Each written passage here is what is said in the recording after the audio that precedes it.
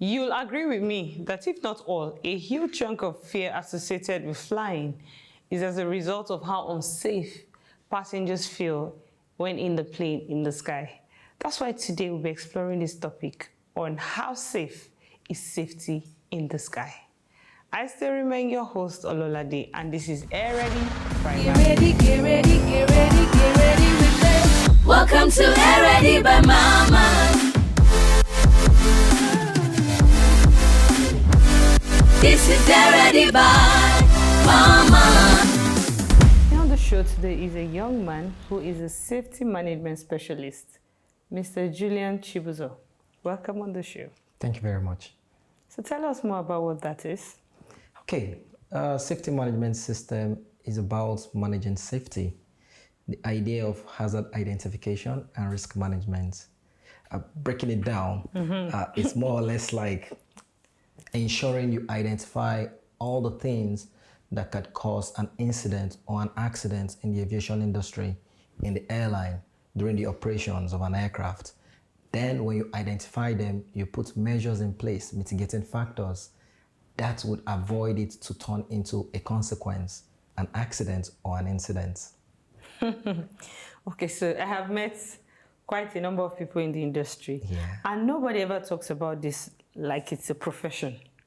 So is it something that you actually apply to be, like when there's a job application, you apply to be a safety management specialist or whatever you call it, or it is something that I don't even know how to describe it. Like the airline just feels like, okay, go and handle safety.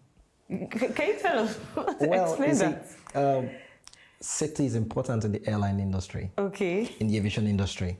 Now, you see, there are safety managers in every airline, people who are in charge to make sure the airline runs in a safe condition. Are they trained for it? Yes, there are so many trainings with respect to safety management system. You have SMS training, you also have risk management training. The idea of identifying risk. I mean, we are in a world whereby even walking out of your house is a risk. Okay. You can't eliminate risk in life. Okay, risk is always there. So in respect to airline now, you say, so if you want to apply to an airline, you say you are applying to be a safety person for them? Yes, you can be a safety officer, a safety manager, depend on your qualification and experience. Oh, that's interesting to know. Okay, so just break it down in activities for us. Like what activity do you execute as a safety management person? Okay, as a safety specialist, first and foremost, you have to look into training every personnel within the company or within the airline. Everybody has to be aware of the safety SMS training. Now, you're training people to be able to see a hazard and identify that hazard, and not just identifying the hazard, reporting the hazard. The question is hazard. What is a hazard? Is either a condition or an object with a potential of causing injury to personnel, death to personnel, damage of equipment, structures, or reduction in the ability to perform a prescribed function. Let me explain better. Okay. You have an airplane ready to depart. The passengers have bought their tickets. They have boarded. They've checked in, all right, about to board. Okay. Now you have a maintenance personnel who is supposed to get the aircraft ready. Okay. All right.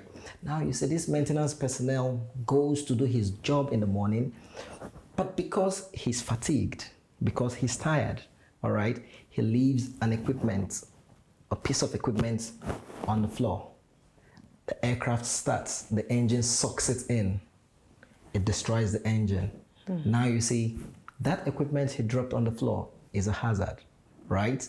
I say with a potential to cause a damage to equipment and reduction to perform a prescribed function. Now you see that aircraft cannot go again. The equipment is damaged, right? The passengers cannot go for their prescribed destination or what they planned for the day. So okay, so let's hold this conversation. Yes. We'll be right back. Get ready, get ready, get ready, get ready with this. Welcome to Already by Maman. This is Already by Maman. If you were about to disembark this flight for lack of understanding of what a safety management officer is, you're not alone. But joining us on the show now is a young lady who will be asking all the questions that were on your mind when you were watching him. Welcome to the show. Thank you. Can we know you, please? Well, my name is Martin Ebiwari, and I'm an actor. Amazing. So definitely you're used to flying and flights. And I want to believe that this is the first time you're hearing what a safety management specialist is or what they do. Yeah. So now, listening to him, what kind of questions ran through your mind in regards to safety? Okay, I think the most pertinent one right now is why we're required to switch off our phones on Nigerian airlines. Okay.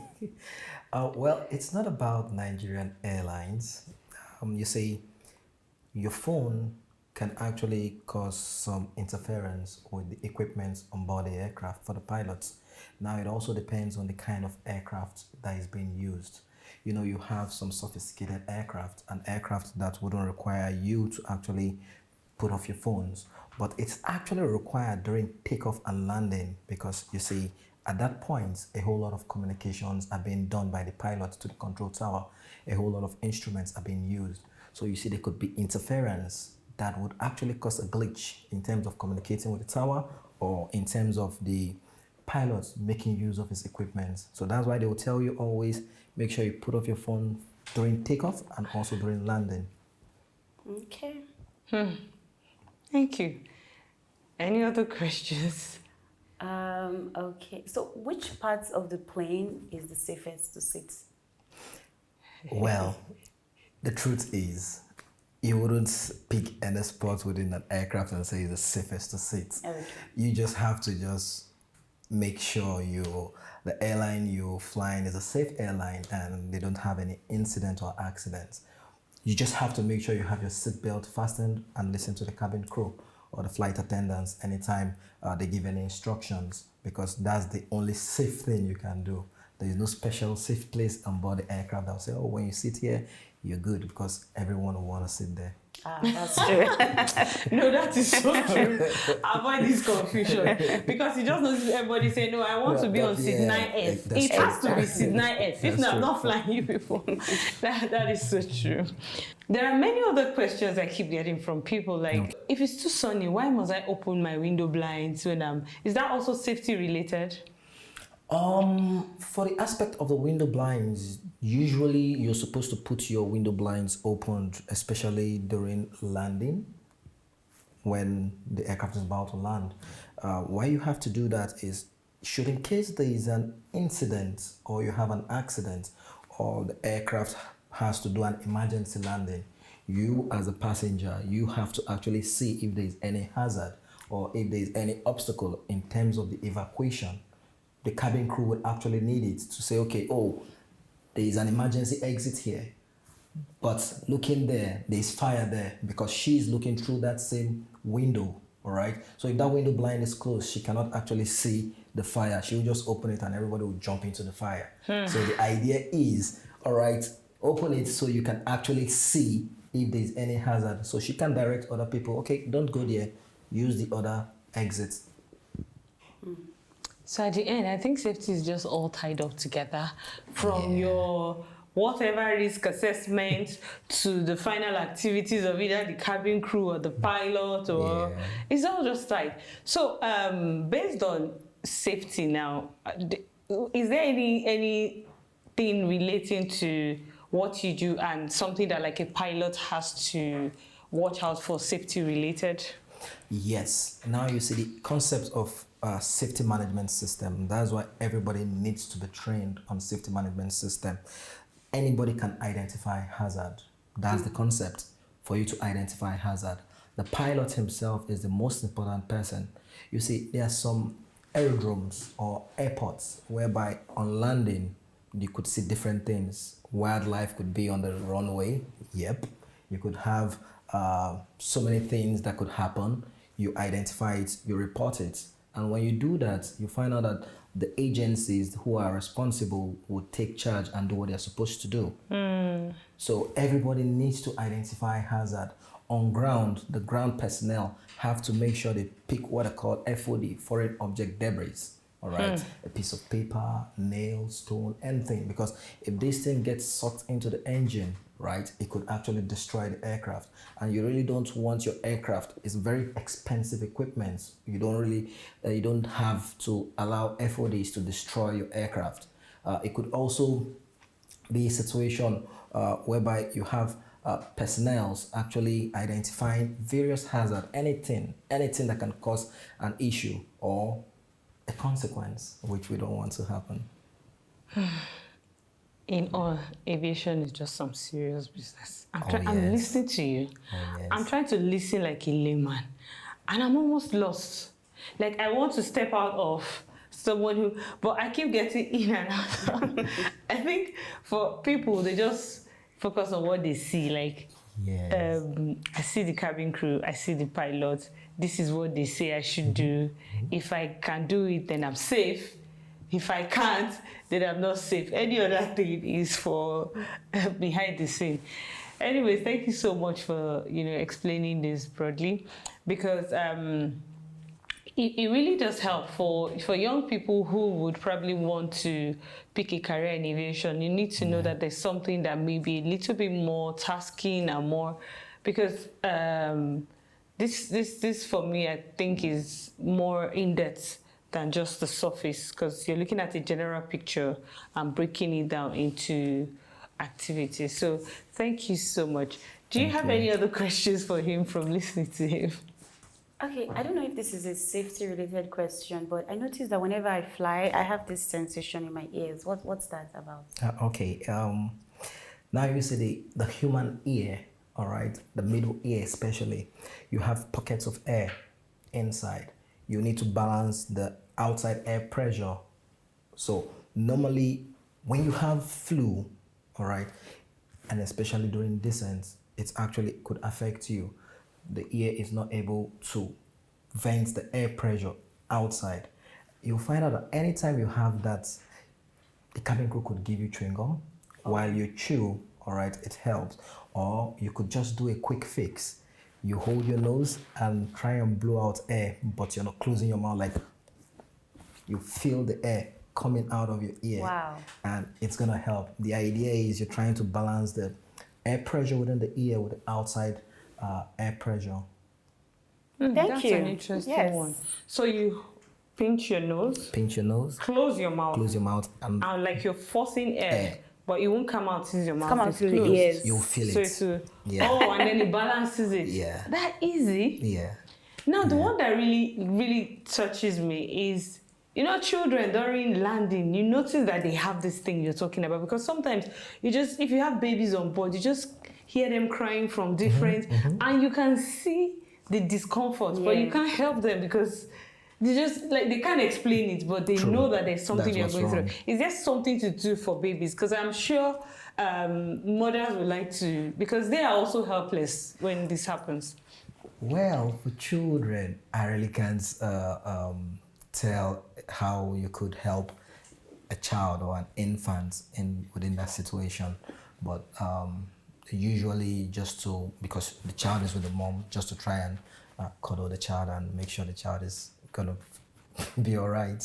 Okay, so but can you give them maybe biscuit to chew? Will that help? Yeah, so if it's not an infant, right? Someone that can chew, all right, cool. But as long as the mandibles are moving, right? It could help. Okay. You can't just pause there. No. To make it worse. To make it worse. Okay, thank you so much. Don't go anywhere. We'll be right back. Get ready, get ready, get ready, get ready with this. Welcome to Air Ready by Maman. This is Air Ready by Maman. This is still Air Ready by Maman, and we still have our wonderful guests on the show. Hope you have been enjoying the show so far. Yes, it has been very educative. So now you have a safety management specialist with you, what other questions would you love to ask him? Okay, about COVID. During COVID, the entire aviation sector was practically shut down. So now we're living in the post-COVID era. I'd like to know what are the safety measures that have been put in place to ensure that passengers are safe and also people who work in the sector.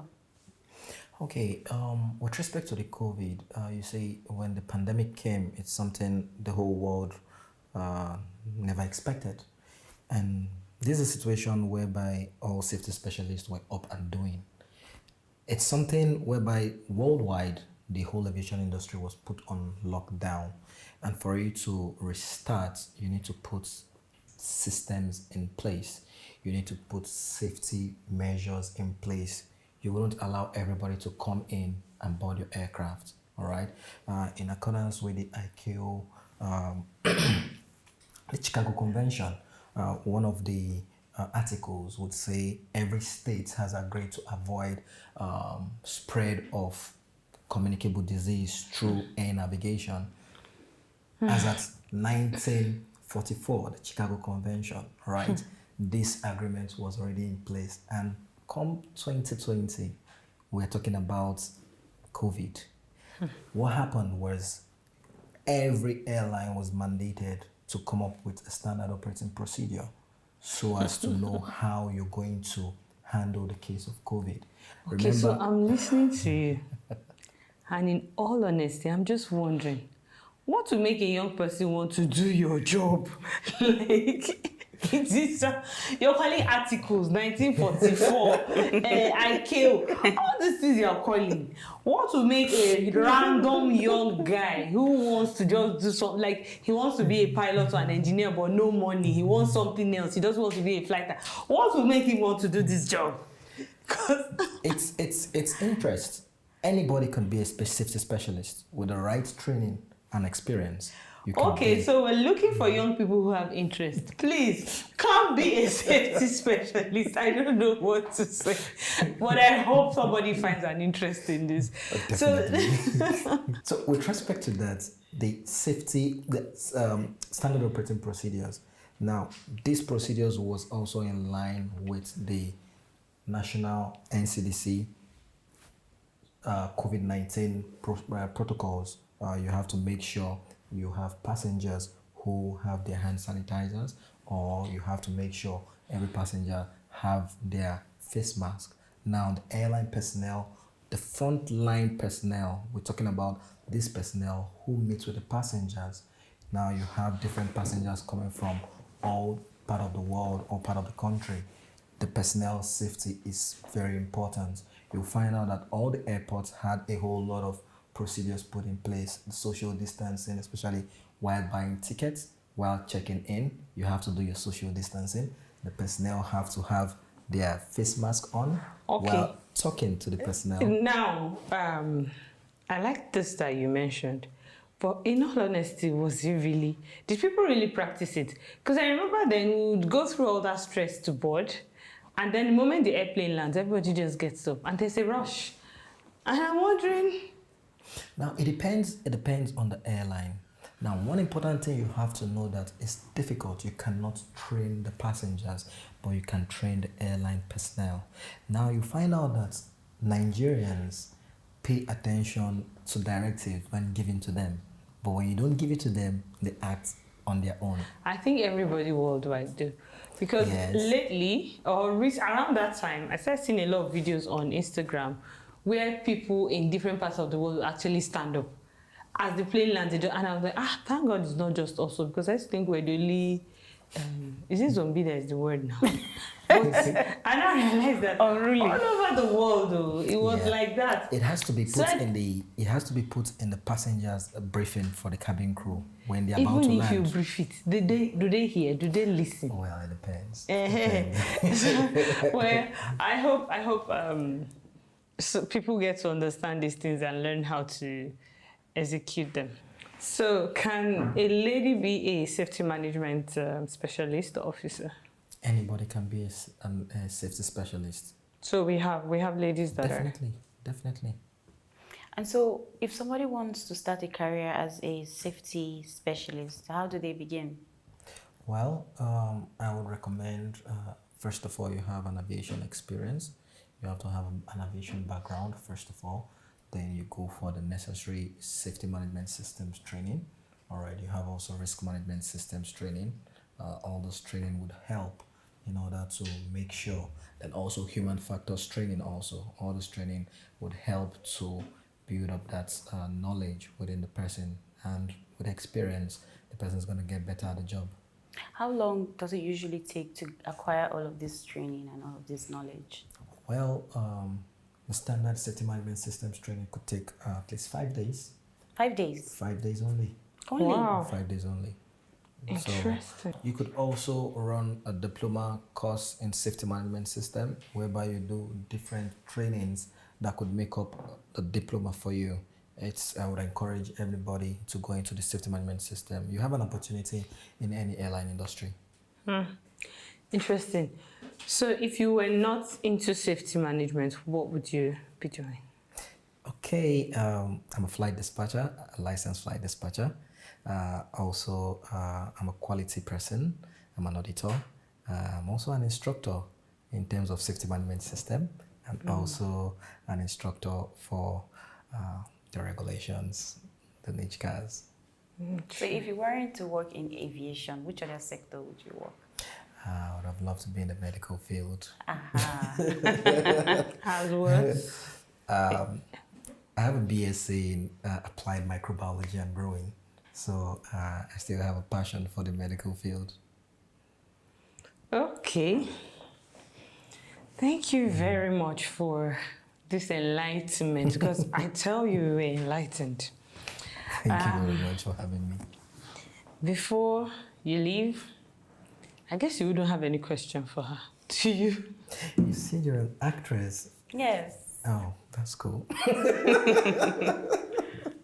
Do you want her? Probably I'll get an autograph. Okay, that's interesting. I just said you want her to act a scene for you. No. Like act what a safety management officer would do. She should be able to act any role, right? I guess she'll do better. So before you leave, we'd like you to sign what we call our book of remembrance, so we can remember that you boarded this flight on this day. Manifest. Exactly. Oh my God! You see, passenger manifest. All right.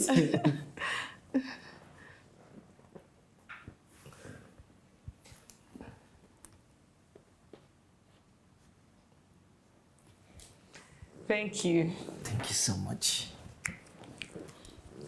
And then before you leave, we have a special little gift. Wow.